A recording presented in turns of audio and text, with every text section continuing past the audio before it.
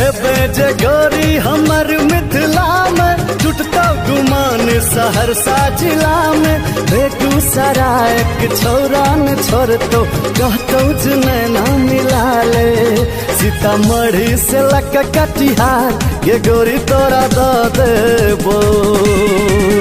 गोरी कहबे तू चंदा उतार उतार तोरा दो देबो।